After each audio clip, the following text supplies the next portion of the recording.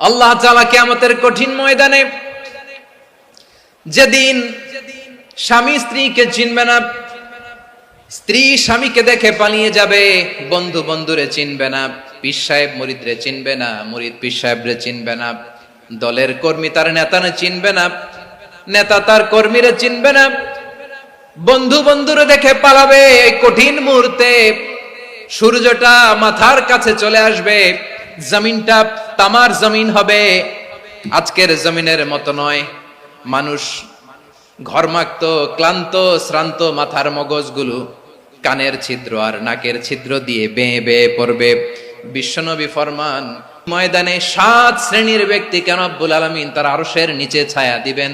তার মধ্যে প্রথম শ্রেণীর ব্যক্তি হলো ইমামুন আদিল। ইমামুন আদিল, ন্যায়পরায়ণ শাসক,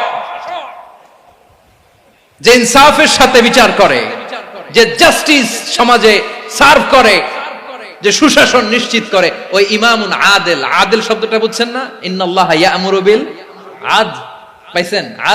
আদিল। 7 শ্রেণীর ব্যক্তিকে আল্লাহ তাআলা সুশীতল আরশের নিচে ছায়া দিবেন, যেদিন তার দেয়া ছায়া ছাড়া কোনো ছায়া থাকবে না। এর প্রথম হচ্ছে ইমামুন আদিল, ন্যায়পরায়ণ শাসক। চিল্লায় বলেন সুবহানাল্লাহ। আবার বিশ্বনবী বললেন, ইন্নাল মুকসিতিনা ইনদাল্লাহি আলা মানাবিরা মিন নূর আন ইয়ামিনির রহমান। কিয়ামতের দিন যারা ন্যায়পরায়ণ হিসেবে আল্লাহর সামনে দাঁড়াবে, কিয়ামতের দিন রব্বুল আলামিন তার আরশের ডান দিকে ওই ন্যায়পরায়ণ লোকদের জন্য আরশের ডান দিকে একটা নূরের মিম্বারে তাদেরকে বসার সুযোগ করে দিবে। আল্লাহর আরশের ডান দিকে ন্যায়পরায়ণ লোকদের জন্য আল্লাহ তাআলা নূরের মিম্বার বানাবে। 4টে কেন কথা মনে করেছেন? আল আদাল, জাস্টিস। ইন্নাল্লাহা ইয়া'মুরু বিল আদল। আল্লাহ তাআলা এই আদালতের নির্দেশনা দেয়, সুবিচার, সুশাসন। প্রিয় ভাইয়েরা, এটা আমরা বাংলাদেশে চাই কি চাই না? এই যে অরাজকতা, এই যে অন্যায়, এই যে জুলুম, এই যে ইনকনসিস্টেন্সি সমাজের অসঙ্গতির প্রধান কারণ জাস্টিস নাই, সুবিচার নাই, সুশাসন নাই। শেষবারের মতো আওয়াজ করে বলেন তো, আমরা বাংলাদেশে আদল চাই কি চাই না? তাহলে প্রথম নির্দেশনা শেষ। আল্লাহ তাআলা তোমাদেরকে আদলের আদেশ দেন। এরপরে আল্লাহ বললেন, আমি তোমাদেরকে ইহসানের আদেশ দেই। ইন্নাল্লাহা ইয়া'মুরু বিল আদলি ওয়াল ইহসান। আমি তোমাদেরকে যেমনি আদলের নির্দেশনা দেই, তেমনি ভাবে তোমাদেরকে ইহসানের নির্দেশনা দেই। ইহসান, আওয়াজ করে সবাই বলেন তো ইহসান। সবাই বলেননি? সবাই বললে এতটুকু আওয়াজ হবে আমি বিশ্বাস করি না। আওয়াজ করে বলুন আল ইহসান। ইহসান মানে কারো প্রতি সফট হার্টেড হওয়া, মহানুভব হওয়া, অনুগ্রহ পরায়ণ হওয়া, অনুগ্রহশীল হওয়া, একে অপরের প্রতি দয়াদ্র হওয়া।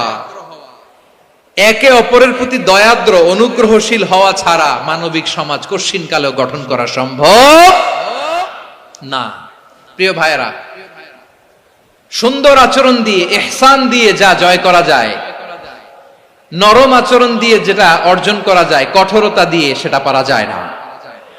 বিষ্ণু ঈসা ইসলাম ইহসান দিয়ে, কোমল আচরণ দিয়ে, তার অনুগ্রহ দিয়ে তিনি অনেক কাফিরের হৃদয়কে জয় করে ফেলেছেন। সাইয়েদনা সুমামা ইবনে উসাল রাদিয়াল্লাহু তাআলা আনহুর কথা মনে পড়ে যায়। তিনি ছিলেন ইয়ামামার বাদশা। মদিনাতে বিশ্বনবীকে হত্যা করার নিয়তে এসেছিলেন। গোপনে গোপনে বিশ্বনবীকে হত্যা করে আবার ইয়ামামাতে তিনি ফিরে যাবেন। কিন্তু কি অবাক করা কাণ্ড, হত্যা করতে পারে নাই, সাহাবাদের হাতে তিনি ধরা পড়ে গেলেন। সাইয়েদনা সুমামা ইবনে উসাল রাদিয়াল্লাহু তাআলা আনহু হত্যার নিয়তে আসলেন, কিন্তু হত্যা করতে পারলেন না। সাহাবারা ওনাকে ধরে ফেললেন, ধরে মসজিদে নববীর পিলারের মধ্যে বেঁধে রাখলেন। সুমামা ইবনে উসাল, সিরাত থেকে শুনে, সিরাত থেকে শোনাচ্ছি, রাদিয়াল্লাহু তাআলা আনহু ইয়ামামার অধিপতি ছিলেন।